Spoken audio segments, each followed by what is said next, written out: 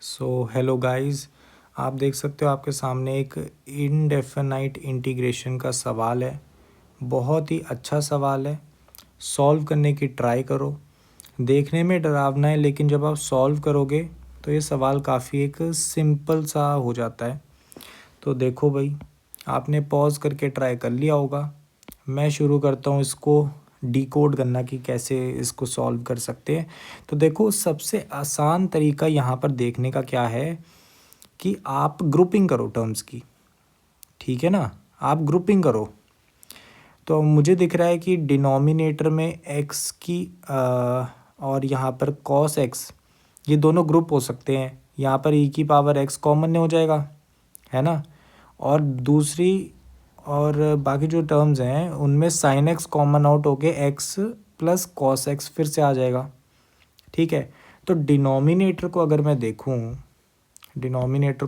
देखूं तो ये बीच वाली दो टर्म्स क्या बन जाएंगी, ई की power x common out x plus cos of x, और जो पहली और फोर्थ टर्म है वो मिलकर क्या बन जाएंगी, sine x common x plus cos of x.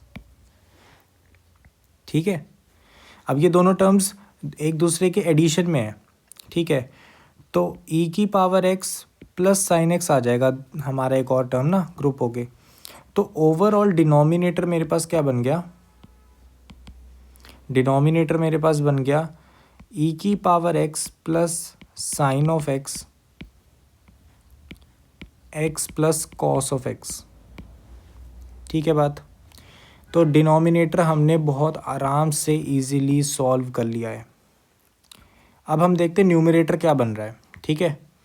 तो मैं थोड़ा सा यहाँ पर इरेज करता हूँ और हम समझते हैं कि न्यूमरेटर को कैसे मतलब ग्रुप कर सकते हैं ना।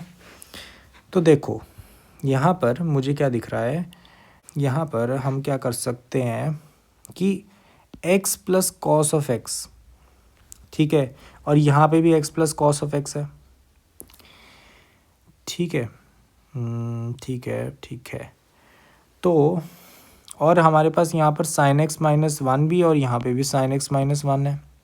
ठीक है। तो मुझे दिख रहा है कि अगर e की पावर x को मैं यहाँ पर x plus cos of x के साथ ब्रैकेट के बाहर ही मल्टीप्लाई में रखूँ और दूसरी टर्म इसके साथ मल्टीप्लाई करूँ e की पावर x को, और इसको इसके साथ ग्रुप कर लूँ और इस वाले ब्रैकेट को इसके साथ, तो यहाँ पर कुछ सॉल्विंग हो सकती है।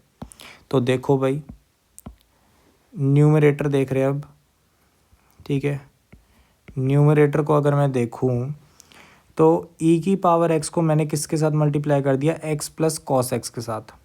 ठीक है। तो पहली टर्म बनी e की power x x plus cos of x. ठीक है, cos of x plus e की पावर x, बाकी दो टर्म्स ये वाली हो गई। ठीक है। तो साइन एक्स माइनस वन, बाकी दो टर्म्स लिख देता हूँ, cos of x x plus cos of x plus sine x minus one. तो मुझे दिख रहा है यहाँ पे साइन एक्स माइनस वन है, यहाँ पे भी साइन एक्स माइनस वन है, तो मैं ग्रुपिंग कर सकता हूँ। ठीक है। वैसे ही यहाँ पर x प्लस कॉस एक्स है, यहाँ पे भी x प्लस कॉस एक्स है, तो इन दोनों टर्म्स को भी ग्रुप कर सकता हूँ। तो ये दोनों टर्म्स ग्रुप हो गई और ये दोनों टर्म्स ग्रुप हो गई। लो भाई, क्या बन गया। तो न्यूमरेटर मेरे पास बनेगा क्या, e की power x plus sine of x into x plus cos of x. ठीक है। नहीं, यहाँ पे साइन नहीं आएगा, यहाँ पे कॉस आएगा, कॉस ऑफ एक्स प्लस यहाँ पर एक और टर्म मेरे पास क्या बनेगी, sine x minus one into e की power x plus sine of x. ठीक है, बात क्लियर है। तो ये मेरे पास बन गया न्यूमरेटर। ठीक है। अब हम क्या करेंगे, न्यूमरेटर और डिनोमिनेटर को ऐसा करो, इंटेग्रल की फॉर्म में रखो और तुम्हें अपने आप ही आंसर दिखने लगेगा। तो e की power x plus cos of x, x plus cos of x plus sine x minus one into e की power x plus sine of x divided by, यहाँ पर अपने पास आ गया ई की power x plus sine of x into x plus cos of x. ठीक है, अब ये हमारे पास बन गया इंटेग्रल। अब तुम बहुत आराम से देख सकते हो कि अगर मैं स्प्लिट कर दूँ डिनोमिनेटर को तो टर्म्स कैंसिल आउट हो रही हैं। ठीक है, लेफ़्ट वाली टर्म की, यहाँ पर लेफ़्ट वाले टर्म की बात करूँ तो ई की x plus cos of x denominator से कैंसिल आउट होगा, और अगर राइट वाले टर्म की बात करूँ तो मेरे पास आ जाता है कि भाई ई की power x plus sine x यहाँ पर कैंसल आउट होगा। तो मैंने क्या करा, स्प्लिट कर दिया और जो भी टर्म्स कैंसिल आउट हो रही हैं उनको कर दिया कैंसिल आउट। तो मेरे पास क्या बचा, ई की power x plus cos of x divided by e की power x plus sine of x. ठीक है, प्लस यहाँ पे आ जाएगा sine x minus one divided by x plus cos of x D x. ठीक है, तो ये बन गया मेरा इंटेग्रल। अब देखो बहुत ही आसान हो गया इंटेग्रल। देखो कैसे, ई की power x plus sine x, ठीक है, इसको अगर मैं एफ ऑफ एक्स मान लूँ तो मुझे दिख रहा है कि न्यूमरेटर जो है इस वाली टर्म का वो एफ डैश ऑफ एक्स है। क्लियर है बात। सिमिलरली मैं एक बार माइनस साइन को एडजस्ट कर दूँ, माइनस साइन को एडजस्ट कर दिया तो ऊपर न्यूमरेटर क्या बना, वन माइनस साइन एक्स। ठीक है, अब राइट वाली टर्म को भी देखो, यहाँ पे x प्लस कॉस एक्स आ गया तो ये क्या बन गया, एफ ऑफ एक्स मान लो। ठीक है, तो न्यूमरेटर क्या बना, F dash of x. Clear है।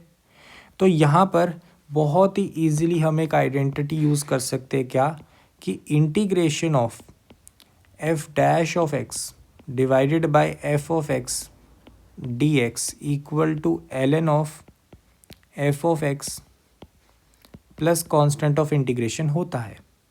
ठीक है, तो इस वाली फॉर्मूला को या प्रॉपर्टी को यूज़ करके हम बहुत आराम से इसको अब सॉल्व कर सकते हैं। तो नेक्स्ट पेज पे चलते हैं और इसका आंसर लिख देते हैं। तो सबसे पहली इंटीग्रेशन का अपने पास आंसर क्या आ जाएगा कि ई की power x plus sine of X L N के अंदर आ गया। ठीक है, प्लस यहाँ पे प्लस नहीं आएगा, माइनस आएगा, माइनस एल एन ऑफ, यहाँ पर आ जाएगा x plus cos of x plus constant of integration. ठीक है, अब इसको थोड़ा सा सिंप्लीफाई करोगे तो एल एन दोनों को जोड़ दो, है ना, तो तुम्हारे पास बनेगा एल एन ऑफ ई की power x plus sine of x divided by x plus cos of x. ठीक है, और अगर तुम चाहो, अगर तुम्हें मन करे इस कांस्टेंट ऑफ इंटीग्रेशन को भी साथ में जोड़ना है तो तुम ऐसा कर सकते हो, सी की जगह लिख दो कि एल एन ऑफ के या फिर एल एन ऑफ सी। ठीक है, तो ऑब्वियसली ये भी कोई कांस्टेंट ऑफ इंटीग्रेशन ही है ना, क्योंकि एल एन की जो रेंज होती है वो भी माइनस इन्फिनिटी से इन्फिनिटी इन रियल नंबर्स होती है ना। ठीक है, तो यहाँ पर हमारे पास सिंपल से इसको भी अगर तुम ऐड कर दोगे तो ऐसा हो जाएगा कि ये मल्टीप्लाई होएगा ना, सो ये मल्टीप्लाई में आ गया सी। ठीक है, तो ये अपने पास आंसर आ जाएगा। ये हमारा करेक्ट आंसर हो गया इस क्वेश्चन का। तो इस क्वेश्चन में मेन बात क्या थी कि आप ग्रुपिंग करो टर्म्स की, क्लियरली ये बहुत ही आराम से सिंपली सॉल्व हो गया है सवाल। ठीक है, सो आई होप सो कि ये सवाल आपको क्लियर होगा। ये सवाल में बस ग्रुपिंग ही करनी थी और कोई इतना मेजर टास्क नहीं था, लेकिन ग्रुपिंग करना भी एक मैनिपुलेशन स्किल है जो कि तुम जब क्वेश्चंस करते रहोगे तब जाकर ही डेवलप होएगी। ठीक है, तो आई होप सो कि ये क्वेश्चन क्लियर होगा। मिलते हैं एक और क्वेश्चन के साथ।